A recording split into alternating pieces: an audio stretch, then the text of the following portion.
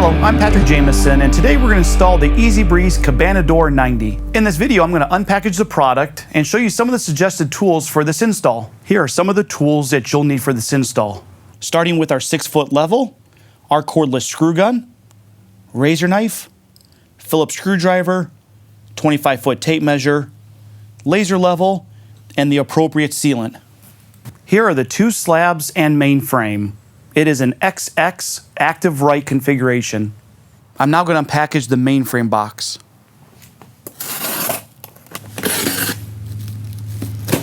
Here are the parts laid out. In this box we have our handle set, check chain, our threshold, header, box frame adapters, fastener covers, and our bug sweeps. Now I'm going to unpackage the slabs. Here are the two slabs unpackaged now.